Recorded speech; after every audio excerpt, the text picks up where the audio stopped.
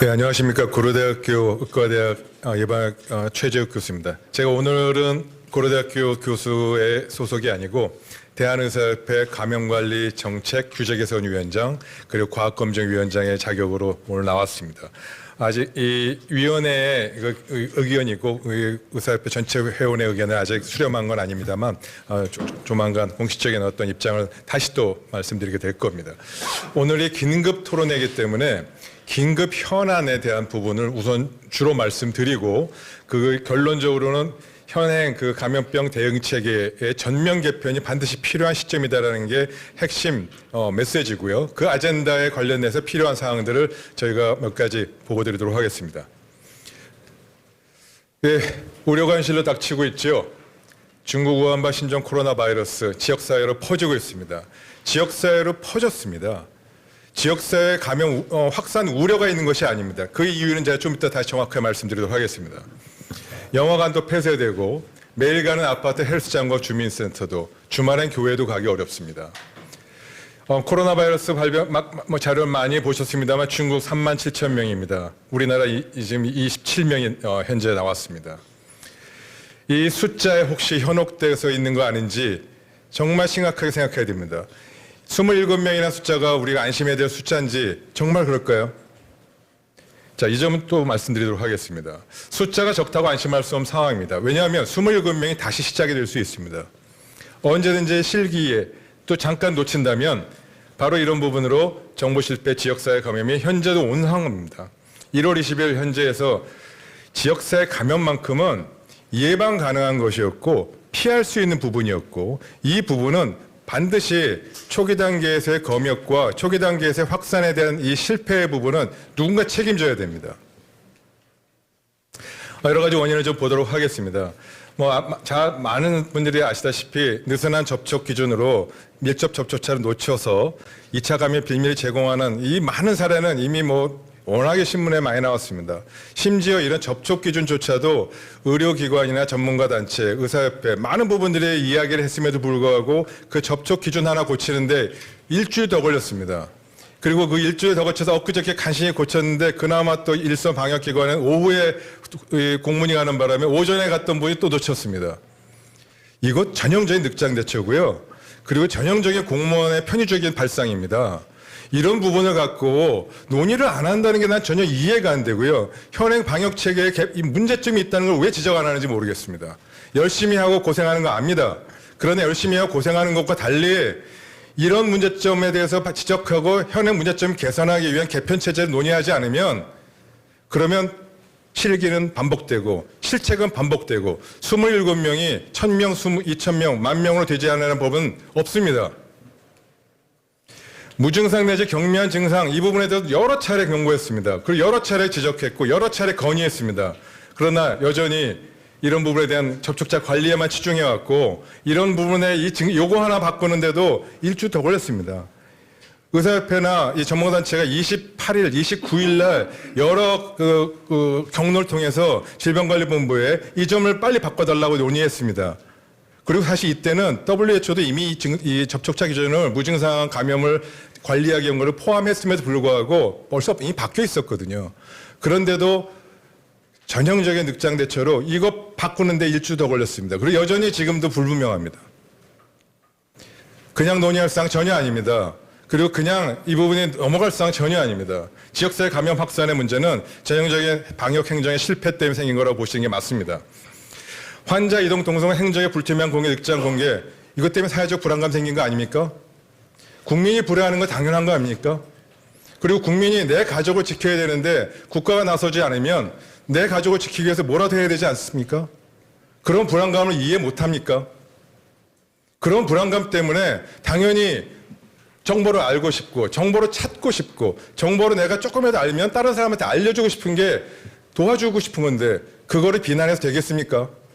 그리고 그걸 불안감이라고 막연한 불안감을 얘기해도 되겠습니까? 절대 그렇지 않다고 생각합니다. 사회적 불안감은 확대된 것은 정부가 리스크 커뮤니케이션과 현행 방역관리 대책이 잘못된 부분입니다. 결론적으로 방역 행정 실패입니다. 어드미니스트레이션 페일리어고요. 검역에 정치가 개입해서 이 검역 제한을 하지 못한 부분은 정부 실패입니다. 전형적인 거버먼트 페일리어와 어드미니스트레이티브 페일리어가 같고 이런 부분이 지금 현재 많은 사람들이 우려했던 지역사회 감염까지 초래된 사실에 대해서 부정하면 안 됩니다. 지역사회 감염에 대한 부분은 다시 말씀드리도록 하고요. 메르스 사태가 연상되는 거 다들 이해하실 겁니다. 이게 신종 코로나 사태의 문제점이라고 제가 정리한 부분입니다. 많은 의사결정체 전문성 부족, 방역 컨트롤 타워의 부재, 초기 대응, 늑장 대처 다 많이 들으셨죠? 많이 이해하시죠? 솔직히 말씀드리겠습니다. 제가 제목 바꿨습니다. 메르스 사태의 문제점으로 2015년에 무수히 많은 부분이 지적됐던 내용이 지금 그대로 반복되고 있는 이 실정에서 어떻게 우리가 대처해야 될지 다시 한번 생각해 볼 필요가 있습니다.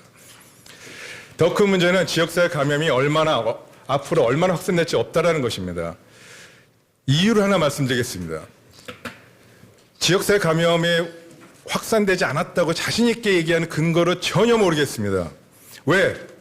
현재까지는 접촉자, 확진자에 나온 접촉자만 검사했습니다. 지역사회 전체에 대해서 검사 한 번도 안 했습니다. 그렇기 때문에 검사 결과를 모르는 거예요. 얼마나 퍼졌는지. 전혀 지역사회 확산이 없다고 말할 근거가 에비던스 하나도 없어요. 왜? 검사를 안 했으니까. 결국 이 검사라는 이 틀거리는 확진자 검사라는 이 풀 기준을 공개하지도 않고 그걸로 통제하면서 정보를 은폐하거나 정보를 이거에 대해서 조작하는 이런 부분들의 의혹이 없다고 얘기할 수 있습니까? 중국을 비난할 자격이 있나요? 엊그저께 싱가포르 총리가 공식적으로 담화문을 내고 연설을 했습니다. 싱가포르에서는 공식적으로 지역사회 감염을 인정하고 이 부분에 대한 대책을 국민들에게 소상히 알리고 구하는 대국민 담화를 공식적으로 했습니다. 싱가포르가 우리보다 방역 대책을 못해서 지역사회 감염이 생겼나요? 싱가포르가 우리나라보다 이 시스템이나 공공기관이 없어서 이 문제 못했나요? 한 가지 명심하셔야 될 거는요. 지역사회 감염이라는 거는 일반 개인 의원에서 감기 걸렸을 때 여러분이 가시면 거기서 지역사회 감염에 대해서 일단 논의하고 메르스의 확진 검사를 해보면 알 수 있는 문제입니다. 근데 여태까지 그런 메르스 검사를 확진하도록 검사 권한도 주지도 않고 검사를 하지도 못하게 했습니다. 입국자하고 확진자에만 갖고 있거든요. 그런데 어떻게 지역사회 감염이 없다고 확신할 수 있습니까? 국민은 우롱하는 거고 전문가를 우롱하는 겁니다. 이거는.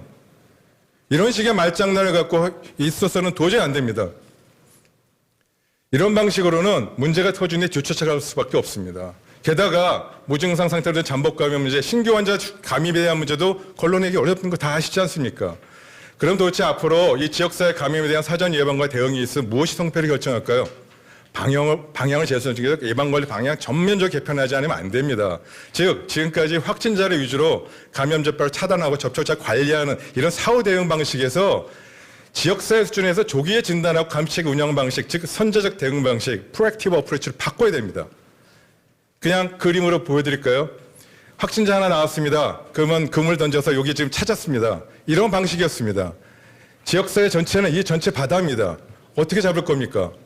그러면 정치망해라고 흔히 얘기하는 전체 커다란 이 망을 놓고 거기서 못 빠져나가게 하고 차근차근 하나씩 좁혀가는 이런 두 가지의 방식, 투트랙으로 어프로치를 해야 됩니다. 확진자와 접촉자 관리와 지역사회 전체를 놓고 하는 방역관리 시스템 두 가지 측면에서의 접근 방법이 반드시 필요하고요. 이러한 부분이 논의되지 않으면 의미가 없습니다.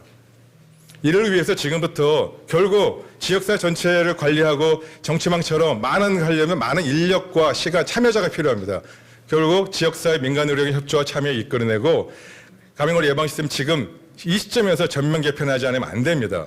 구체적으로 말씀드리겠습니다. 지역사회 민간의 참여인데요.